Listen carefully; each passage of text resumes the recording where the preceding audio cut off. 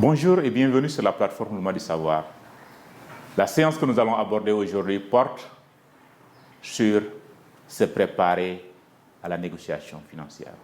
Je rappelle que nous sommes toujours dans le module négociation financière et précisément à la séance 2 de ce module. À la fin de cette séance d'apprentissage, vous saurez identifier les étapes de la négociation, mais vous saurez également comment vous préparer à la négociation ou comment vous préparer pour aller négocier. Il faut rappeler qu'il y a des étapes pour se préparer à négocier. Il est important d'abord de rassembler de l'information pour soutenir votre côté de la négociation. Une étape de la négociation est de comprendre les intérêts de l'autre personne ou de l'autre partie.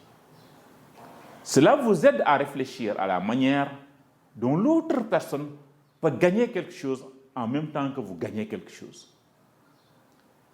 Une autre étape est de décider ce que vous voulez de la négociation et d'être très clair à ce sujet.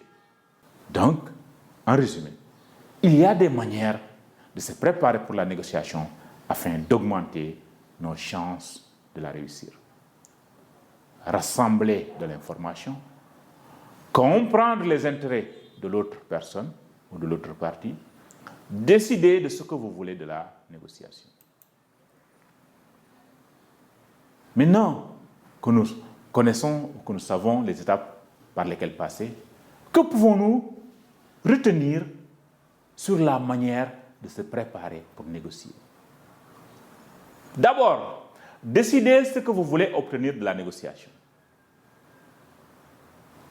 Ensuite, il faut recueillir l'information nécessaire à la préparation et nécessaire à la négociation. Il faut aussi comprendre les intérêts et les motivations de l'autre personne ou des autres personnes. Il faut savoir à l'avance quel résultat sera acceptable. Il faut obtenir les conseils d'une autre personne. Il faut décider ce que vous ferez si la négociation n'est pas satisfaisante.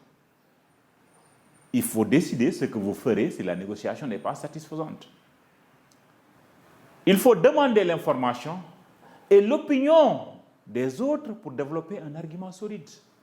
Autrement dit, il faut demander des conseils si nécessaire.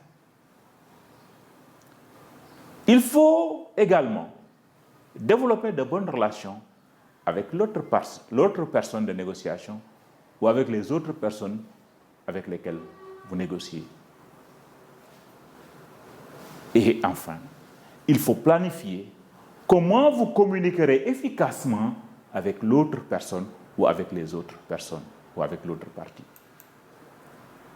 À ne pas oublier, dans la négociation, il est utile d'avoir un bon rapport respectueux avec l'autre personne.